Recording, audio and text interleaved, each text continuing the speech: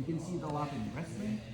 Some people today, like Craig Jones, like on jobs, they call it stand-up position. And I think it's really, really cool. You can end up in this situation when you are defending like single leg, double leg, when you are maybe in the bottom half guard. You go from bottom half guard to octopus guard. You can end up in this position. You can scramble from side control and get up here. It's pretty interesting situation. And when we're here, I found out that most people, they basically give you their back pretty easily if they don't know what they're doing. Because now, when we're here, we are basically 50-50, right? And if I'm gonna start like pushing into marking, like my options basically are I will step with this, and I will kind of like push forward and I will close marking. This would be my one option, how to basically flatten him. And people obviously don't like it.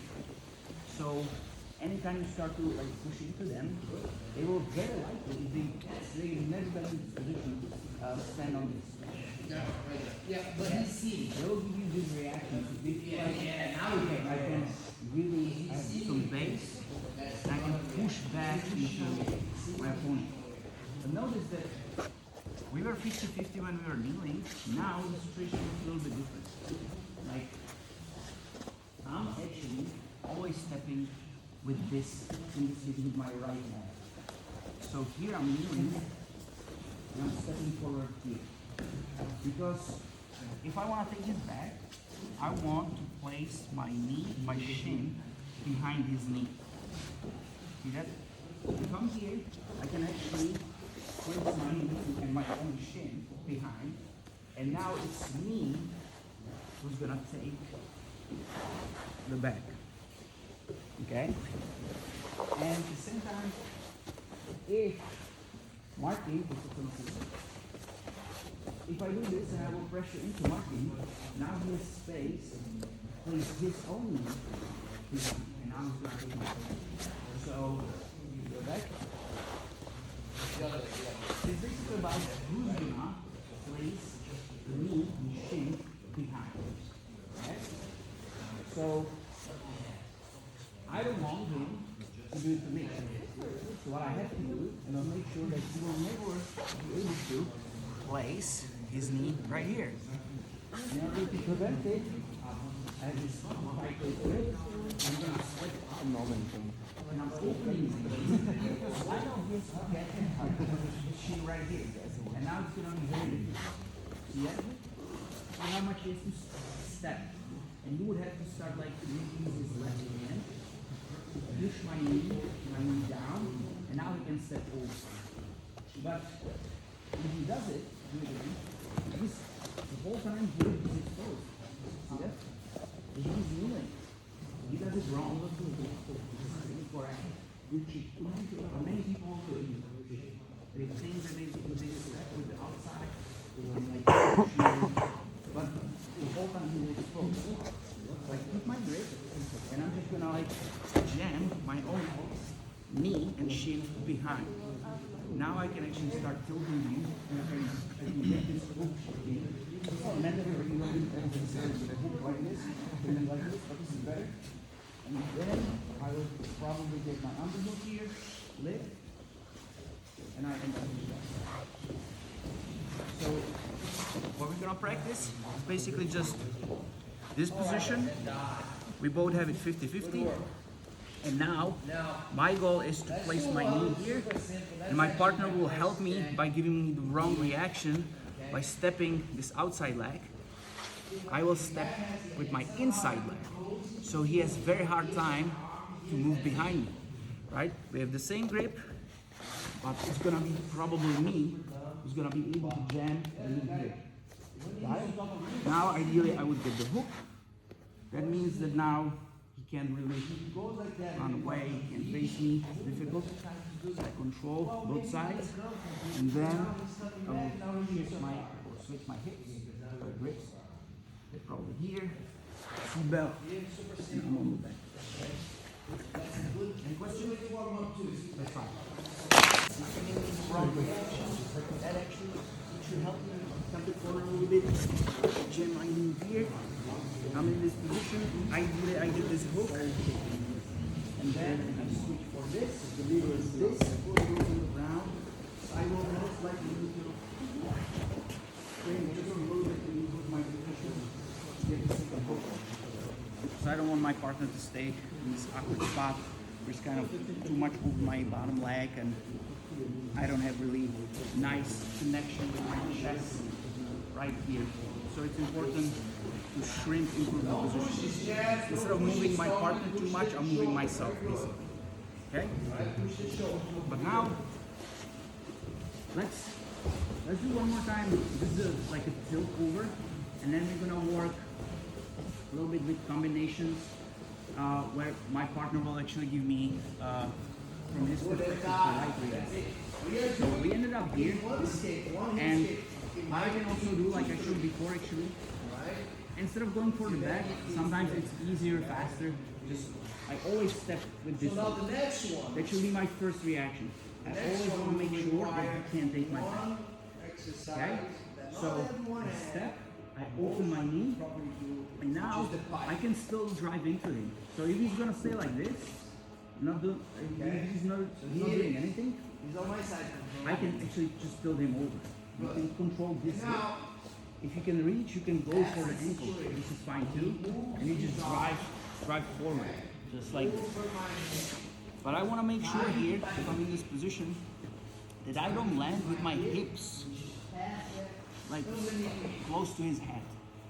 Because if I land with my hips close to his head, he still has this grip and he can roll me over. Okay? So you basically don't want to overcommit. So if you're here, you step, and you feel like, okay, he's falling, it's fine. You can control here, you stay by the hip. If you're gonna overcommit like this, you might be able to roll you over. That wouldn't be good, right? So it's important to step, drive more like this way, and when I feel like he's falling, I'm kind of, see, I'm not overcommitting forward, I'm moving my hips actually back. See, I felt like he's falling, and instead of going here and pay attention to my hips, I'm not moving my hips to his head, because that's what he wants. That's how he's gonna roll me over. I want my hips low, farther from his head. And I end up in this position, which this is pretty good for me. Of course, I could let go if I would feel like, if I would feel like he's very big, strong, I can even pose here to prevent the roll. And then I'm here. And now in this position, I can stabilize, I can go to north south. What I like to do, most people, if they feel like they can roll you, they will start to like just push you. And of course, you know, we did it with Martin, right? We want like situation where it's more open like this. So they're gonna, Martin will push me.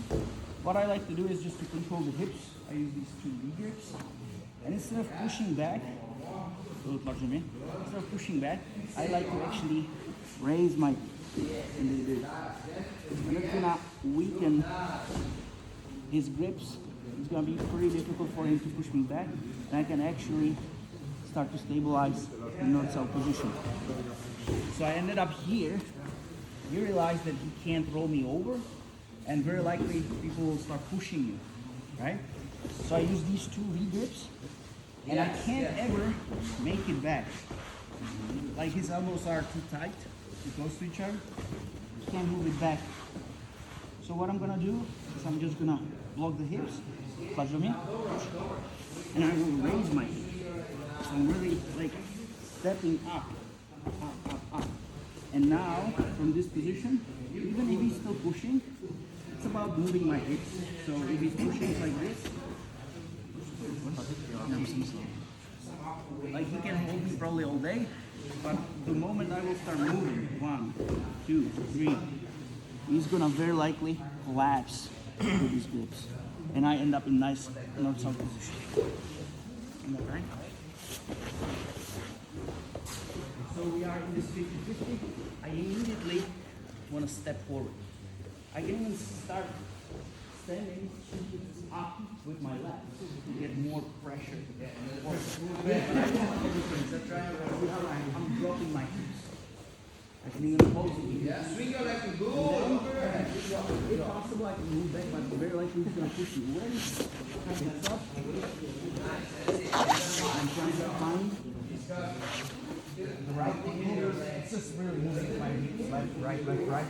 And it's difficult to hold something that's moving like this, right? And I'm going to collapse down, control the hips. Okay? Right. Danger that we're going to overcommit. But also at the same time, maybe my range will start pushing the knees and that's the moment I can initiate the roll. It's gonna make more sense later when we'll try to escape, for example, from side control. But for now, let's just say that we ended up here, and Martin, you might even step with the right foot. Now it's kind of like, again, 50-50. It's gonna be difficult for me to take his back, and he has hard time to take my back. But he's bigger, stronger. He's pushing into me, and like I said, he doesn't want to land with his hips close to my head. But if I feel like I'm falling and I want to do this roll over, I actually want them, what I'm talking about, I actually want my head close to his hip. So what I'm going to do is I'm going to create some sort of block slightly under the knee. I use, again, this grip like this. Still controlling the hip. I'm going to use it as a pull. And I really want to tuck my head close to his hips. See that? There's a block here, and now I'm pulling. And see, now we are still in the same position, right? We're still in the same position. We are just laying on our back. But I'm using his force, the momentum, to actually finish the roll. We're gonna go. My feet are together, and just like over, and I end up again on top. And from here, of course, you can try to roll me back, right? So I again kind of the same thing. My hips go lower and let go. And again, depending on his reaction, maybe he doesn't have any really good grips on me. I can immediately move here.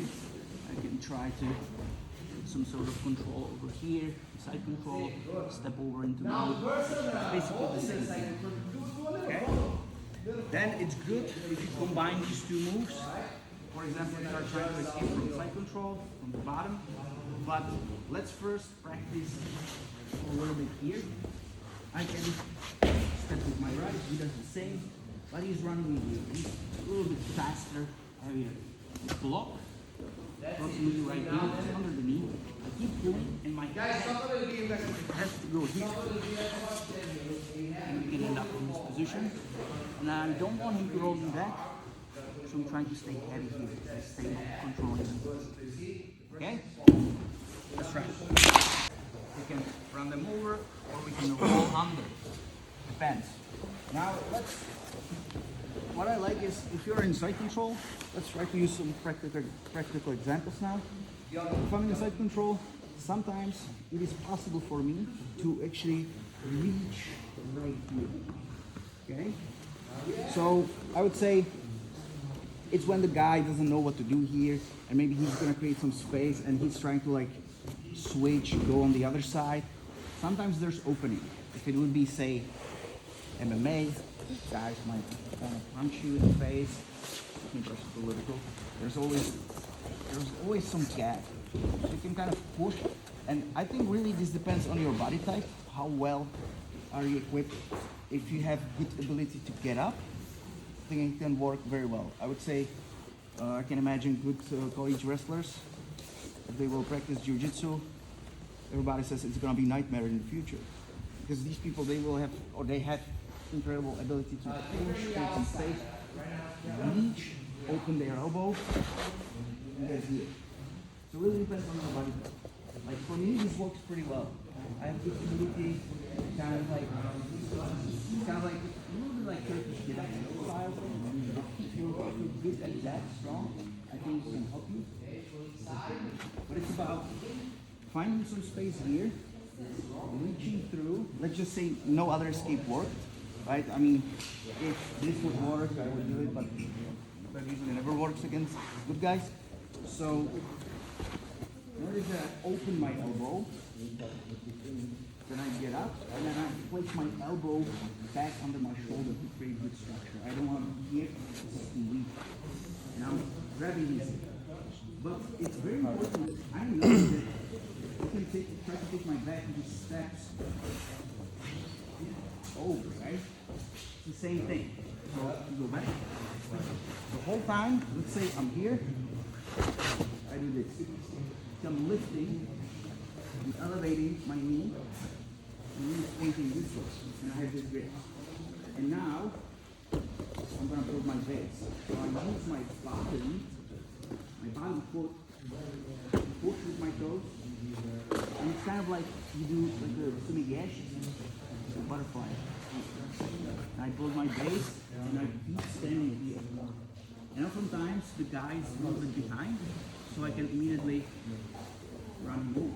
But it's very similar to, like if you do like say sumigashi, right? You gotta do this. And then you keep going. So from here, this is elevated. I don't want to relax here because you can settle very easily. And you can bend. Because like now, in this position I can't do anything of course. So I have to bend my knee, lift my hips, and I can start actually just to do this. And if it's gonna give me strong reaction,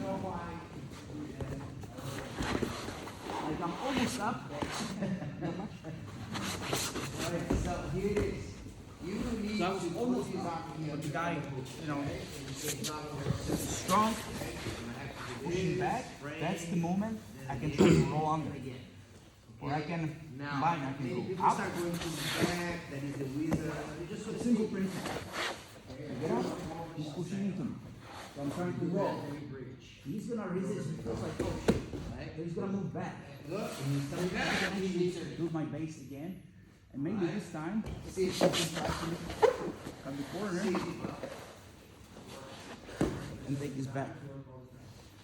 Okay? So let's play with this a little bit.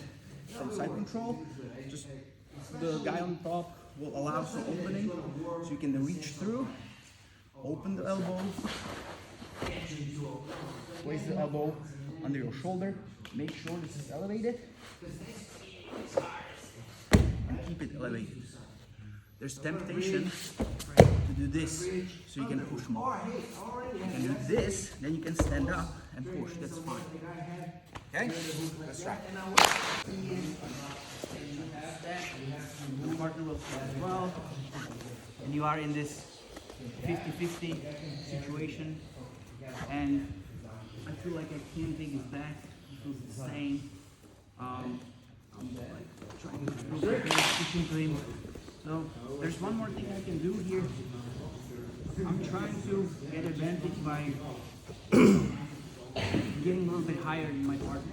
So what I mean is now, but I'm gonna try to like get up. But now instead of just pushing into him, I will grab like this. You could maybe go the other way, but that's no good really usually. And I will try to pick my partner up and tilt him. like the dark Instead of just pushing into him, I will try to lift this up. But now I will try to control more his head. So this grip can kind of go closer to his head. See that? Because I want to tilt my partner this way. So we were here, and it's difficult to do anything. I will try to get advantage by stepping up and get higher. I will reach under, and I'm gonna change my grip here from the hip. I can grab the key, or I can just grab the lat, that's fine. And I'm trying to use my elbow to hold my partner. But it's the same situation. If I overcommit, I might be able to roll me over. So I will try to make it with low, high,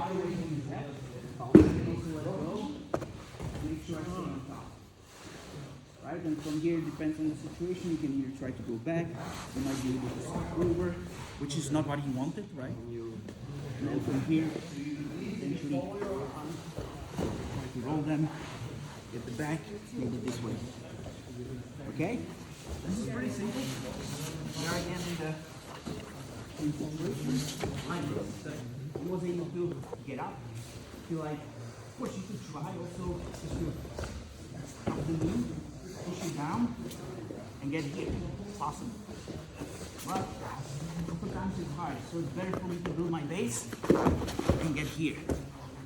But see, I'm not overcommitting. I don't go here. My hips shouldn't be close to his head because he still has this grip, and he will try to for sure roll me over. Make sense? Let's try this one. Found like whatever. Why couldn't I just like do this, right? So we are here in this position. And so people will try to do this. In this position, and they will reach. And so if from here I ended up in this position, I like this, and now if it's obvious that you can take back, you can go for it. But now pay attention. If Martin will try to go, I can easily step around and run home. And the seatbelt here will not be probably very effective for him. You can probably just crawl and end up here. If that makes sense.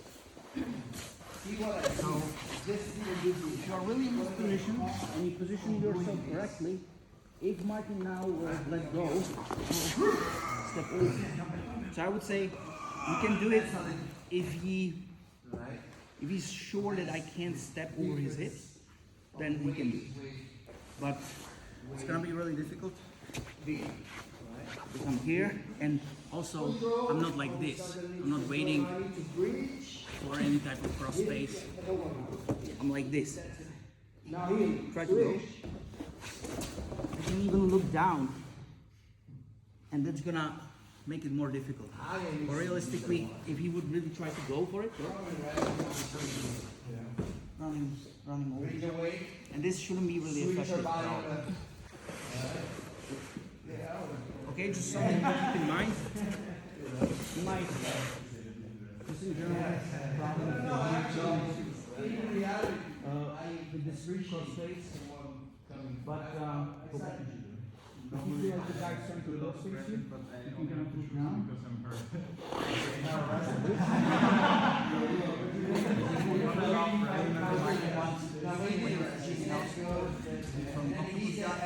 I think it was you who were just waiting for Kimura, right? Like this, and you're just positioning yourself. So he's standing for.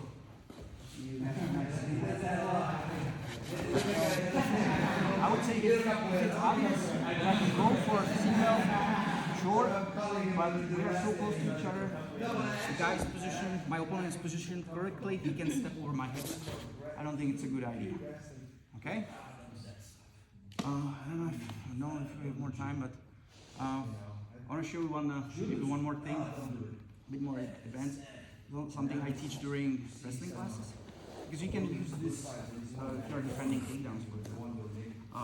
If Martin is here, say he has double leg, he's kneeling, he ended up here in this position. Look, you can even stand up. And I was too late. I can kind of just force myself to go in this position. I have the waist grip.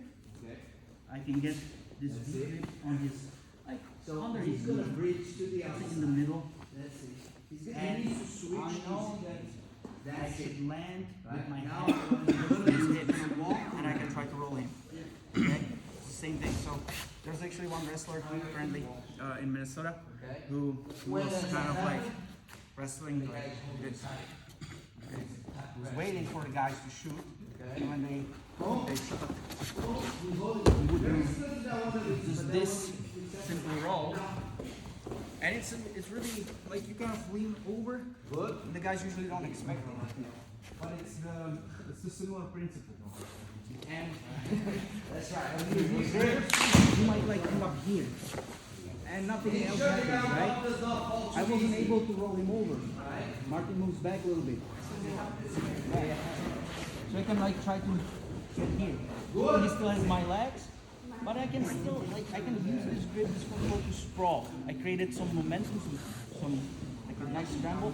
Now we are in this situation, and I can try to like build my techniques from here. And it's again, it's really simple. It's really here, double leg. I was late. I get here, and I roll. And I go. Or maybe you can switch to single element. That's usually what happens. So for me, it's gonna be much easier to send a single leg. You can potentially roll for guards. It's a good thing. That's it. Now you're gonna, yeah.